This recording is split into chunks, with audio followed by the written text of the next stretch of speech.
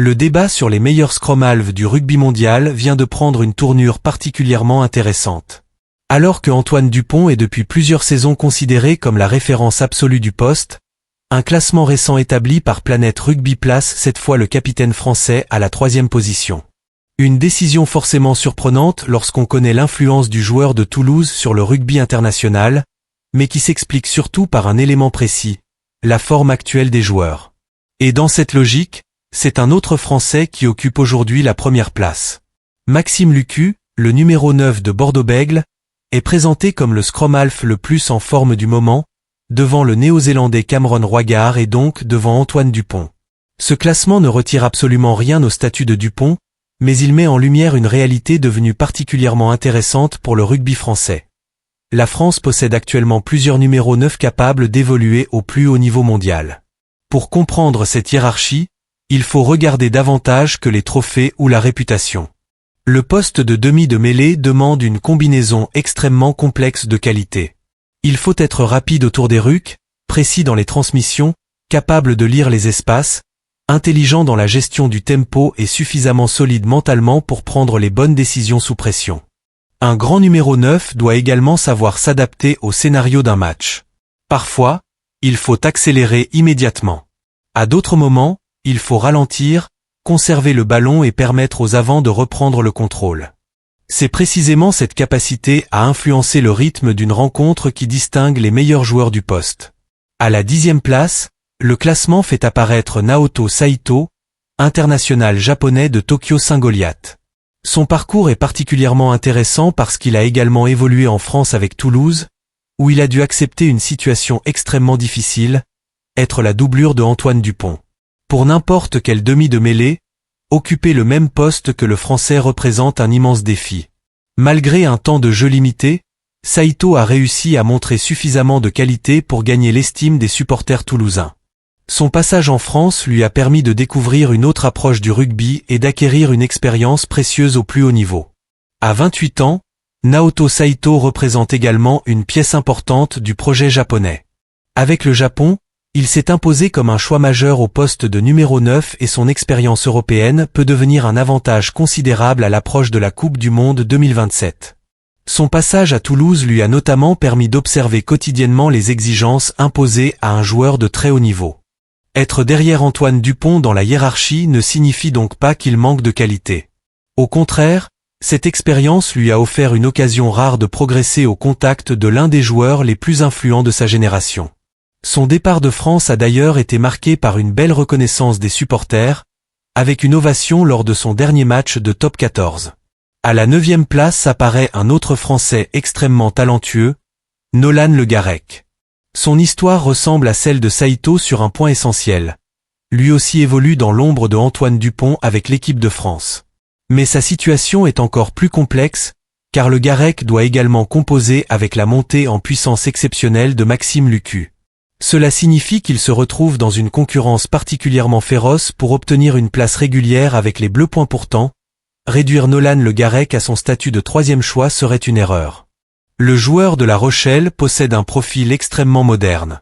Sa vitesse d'exécution, son imagination et surtout ses passes spectaculaires, notamment ses célèbres transmissions dans le dos, en font un joueur capable de changer complètement la dynamique d'une attaque. Avec La Rochelle, il joue un rôle important dans une équipe qui privilégie la puissance, mais qui sait également utiliser les espaces lorsque l'occasion se présente. Le Garec possède cette capacité à surprendre une défense lorsqu'elle pense avoir correctement fermé toutes les portes. Son classement en 9e position démontre surtout à quel point la concurrence est devenue élevée.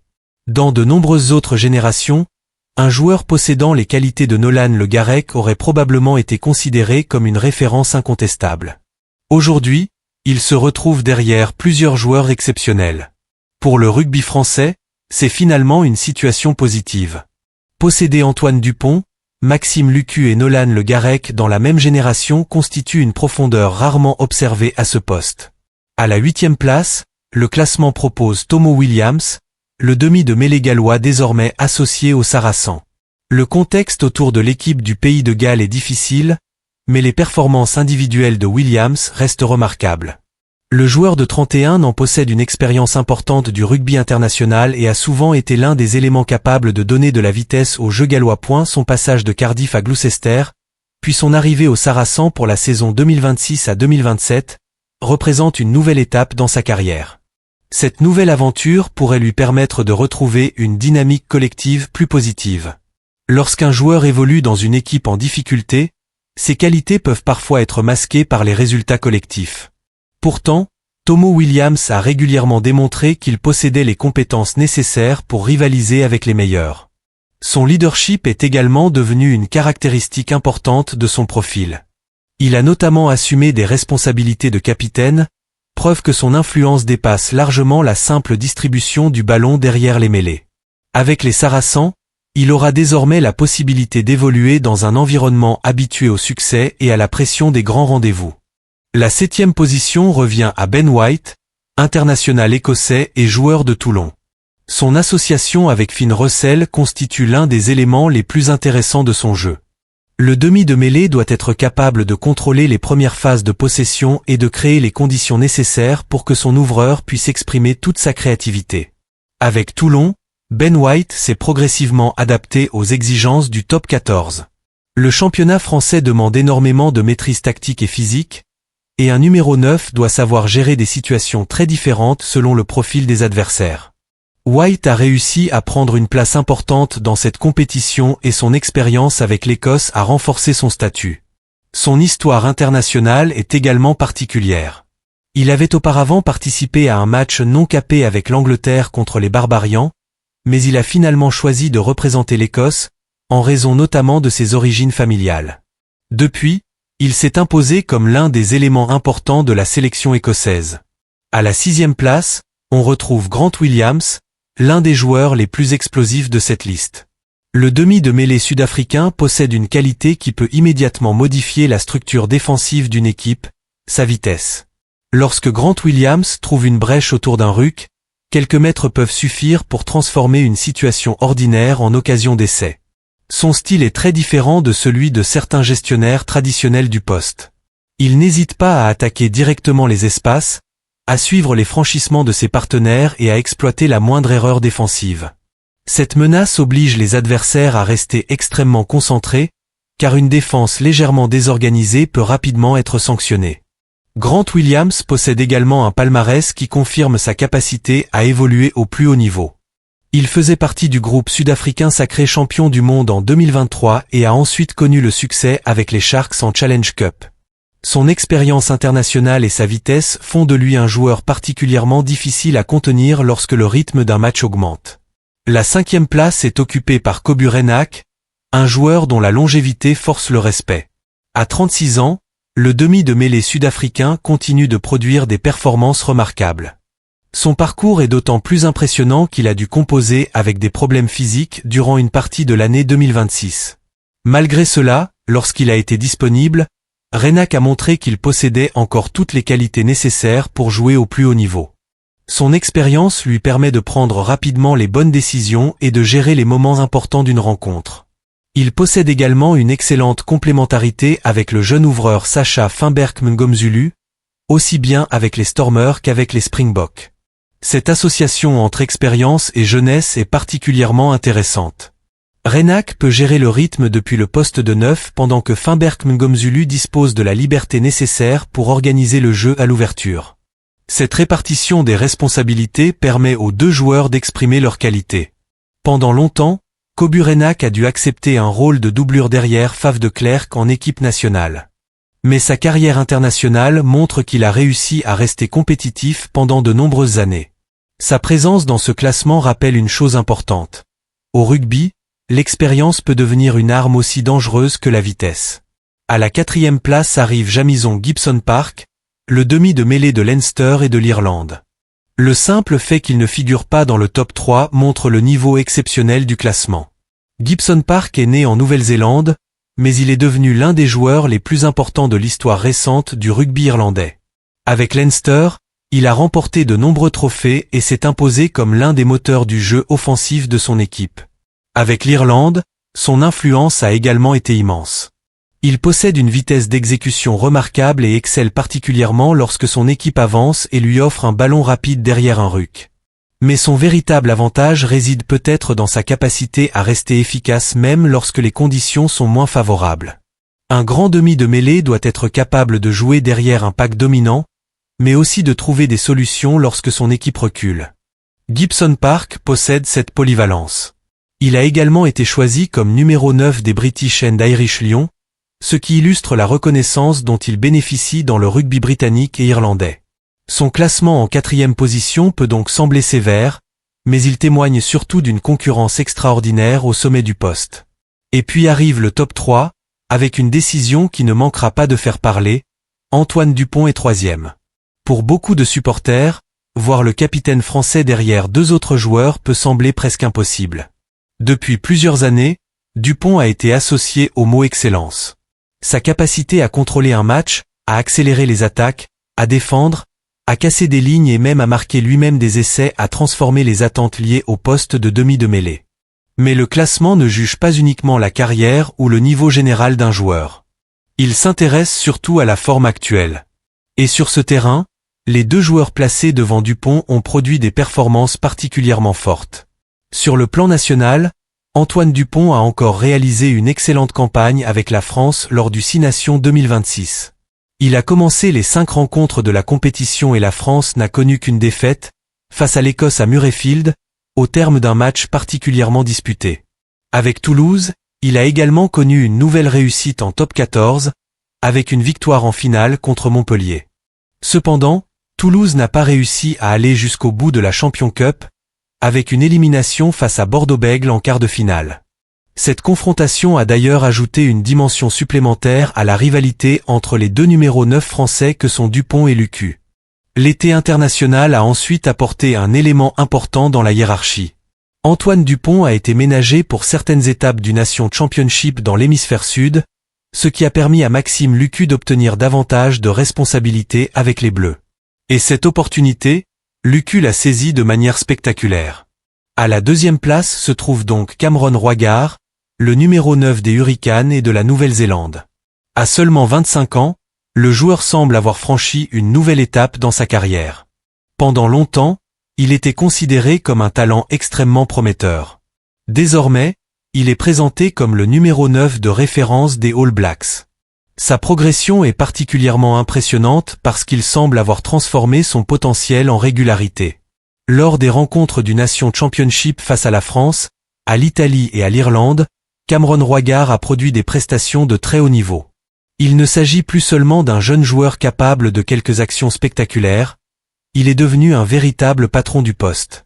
Son excellente campagne de Super Rugby a également renforcé cette impression. Avec les Hurricanes, Roigard a participé à une saison remarquable et a contribué au succès de son équipe face aux Chiefs en finale. Cette expérience de la pression et des grands rendez-vous peut devenir essentielle pour la suite de sa carrière internationale. Pour la Nouvelle-Zélande, la montée en puissance de Cameron Roigard représente évidemment une excellente nouvelle. Les All Blacks ont toujours accordé une importance immense à la qualité de leur demi de mêlée, et disposer d'un joueur capable d'imposer son rythme est un avantage considérable. Sa 2e place dans ce classement signifie donc qu'il est aujourd'hui considéré comme l'un des 2 joueurs les plus en forme au monde à son poste. Mais la 1re place revient à un Français, et c'est probablement l'élément le plus important de ce classement pour les supporters des Bleus. Maxime Lucu, demi de mêlée de Bordeaux-Bègles, est considéré comme le meilleur numéro 9 du monde actuellement. À 33 ans, Lucu connaît une véritable explosion dans la dernière partie de sa carrière. Pendant longtemps, il a été respecté comme un joueur fiable, intelligent et expérimenté, mais il n'était pas forcément placé dans la même catégorie que Antoine Dupont, Jamison Gibson Park ou certains autres grands noms internationaux. Aujourd'hui, la perception a changé. Ses performances avec Bordeaux-Bègles et avec l'équipe de France ont profondément renforcé son statut. Le succès de son club en Champions Cup, associé à ses prestations internationales, a permis à Lucu de s'installer au sommet de la hiérarchie actuelle. Son association avec Mathieu Jalibert est particulièrement intéressante. Les 2 joueurs se connaissent parfaitement grâce à leur expérience commune avec Bordeaux-Bègles et avec la France. Lucu possède cette capacité à donner de la structure au jeu tout en laissant à Jalibert suffisamment de liberté pour créer. Mais ce qui rend le classement de Lucu particulièrement convaincant, c'est qu'il n'est pas uniquement performant lorsqu'il joue avec Jalibert. Il est capable d'influencer le match par lui-même. Son jeu au pied, sa précision dans les sorties de ruck, son calme dans les moments de pression et sa lecture du terrain lui permettent d'être efficace dans différents scénarios. Le plus impressionnant reste peut-être son évolution. Maxime Lucu n'est pas arrivé au sommet du jour au lendemain. Il a construit sa carrière progressivement, notamment après ses années à Biarritz, avant de devenir un élément majeur de Bordeaux-Bègles. À l'approche de la dernière partie de sa carrière, il semble avoir atteint une maturité qui lui permet d'exploiter pleinement toutes ses qualités. Pour l'équipe de France, cette situation est à la fois une chance extraordinaire et un véritable casse-tête. Lorsqu'Antoine Dupont est disponible, son statut reste évidemment immense. Il demeure l'un des joueurs les plus complets et les plus influents du rugby mondial.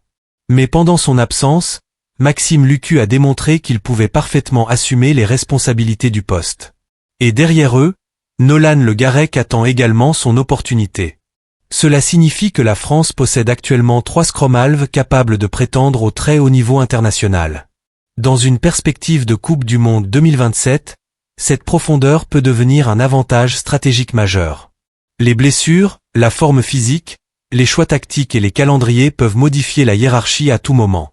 Aucun classement établi aujourd'hui ne peut garantir qu'il restera identique dans quelques mois. C'est également ce qui rend cette liste intéressante.